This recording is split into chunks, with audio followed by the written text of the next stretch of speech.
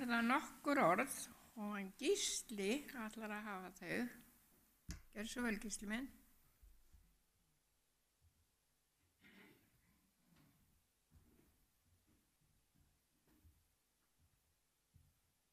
Ég heilsa ykkur öllum í Jesú nafni. Mér langar að vitna kærleika Guðs og umhyggju sem hann auðsýnir vegvilltum börnum sínum og vísar þeim á réttan veg. Í Jesaja 49. kapla og 10. versi segir: Þá skal ekki hungra og ekki þysta og eigi skal breiskjuloftið og sólarhitin vinna þeim mein. Því að miskunnari þeirra vísar þeim veg og leiðir þá að uppsprettu lindum, segir Drottinn. Það var á fyrstu árum búskapar okkar hjóna að margt bar til í lífi okkar og fjölskyldunar.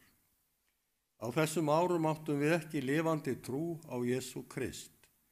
Við lifum hver dag að hætti þessa heims og ég tel að ég hafi ekki verið svo rétta fyrirmynd sem mér bar að vera sem heimilisfaðir. Ég starfaði enn á sjónum, á togurum og eftir langa túra átti ég það til að skvetta í mig eins og sagt var, en í skamman tíma svo var það búið. Á þessum árum var ekki mikið talað trúmál almennt, eina ráðið var að lesa Biblíuna. Fyrstu Biblíuna mína eignaðist ég fyrir 64 árum á fermingadaginn, gjöf frá ömmu og afa. Þessi Biblía hefur fylgt mér alla tíð og hefur verið mér nærri, alltaf verið mér nærri. Á sjónum var hún undir koddanum mínum og ef ekki þá var hún í sjópokanum mínum. Það er stundum sagt að góðir hlutir gerist hægt og víst er það að allt hefur sinn tíma. Það kom fyrir að ég fann að Biblían veitti mér styrk og huggun í einverunni á sjónum. Drottinn segir: verið í mér, þá verð ég í yður. Eins og greinin getur ekki borið ávöxt að sjálfu sér nema hún sé á vínviðnum, eins geti þér ekki heldur borið ávöxt nema þér séð í mér. Jóhannes 15:4. Þegar árin liðu fann ég meira fyrir andlegum þyngslum innra með mér eftir að hafa neytt áfengis. Og þegar áhyggjur vegna fjölskyldunar bættist við, fann ég sárlega til vanmáttar. Það var á þessum tímapunkti sem ég fór að leita inn á við. Og þar sem ég var ekki fróður trúarleg málefni, þá byrjaði ég að lesa ógrynnin öll af bókum trú og en mest austræn trúarbrögð. Á sjónum notaði ég svo öll tækifæri til að lesa þessi fræði, en þótt ég kepptist við að lesa og tileinka mér fræðin, þá gerðist ekkert til bóta í lífsmunstri mínu.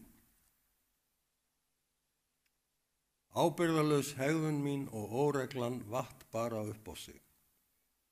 Þá reyndi ég svokallað meðferð sem þá var á silungapolli, en það dugði skammt. Jesús sagði: fyrir mönnum eru engin ráð til þessa, en fyrir Guði, Guð megnar allt. Markúsarguðspjall 10 og 27. vers. Það var svo einn sunnudagsmorgun að ég vaknaði illa haldinn af timburmönnum og skömm. Ég klæddi mig í skyndi og fór út af því að líðan mín þoldi enga kyrrstöðu innan dyra. Þannig leið mér, ég varð að komast út og ganga Ég ráfaði göturnar þarna í hverfinu og vanlíðan mín og skömmin voru alls ráðandi. Ég hafði reynt margar leiðir til að losna úr greipum óreglunar, en ekkert hafði skilað tilætluðum árangri. Öllu heldur versnað. Skyndilega heyrði ég mikinn hávaða, kirkjuklukkur glumdu og heyrðust allt hverfið. Nú leit ég í kringum mig og sá að fólk var á leið til kirkju.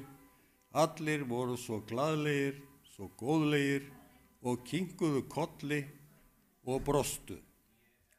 Augnablik minntist ég æskuárana í litla þorpinu fyrir norðan, þar sem presturinn sagði okkur börnunum svo fallegar og eftirminnilegar sögur að við vildum ekki missa af neinni messu. Okkur þótti vænt prestinn okkar því að hann var svo góður og heilsaði okkur alltaf með brosi hvar sem hann sá okkur krakkana. Ég var ekki á leið til kirkju þegar ég fór að heiman frá mér, en núna var tíminn, rétti tíminn. Ég settist aftarlega og lét lítið fara fyrir mér. Brauðsbrotning var nú að hefjast og presturinn bauð öllum að koma fram að altarinu og þiggja brauðið og vínið. Og einhverja hluta vegna var ég heilsugar tilbúinn að ganga fram og þiggja boðið. Drottinn mætti mér svo sannarlega á þessari stund og ég fékk fullvissu hver er vegurinn, sannleikurinn og lífið. Amen. Takk ykkur fyrir.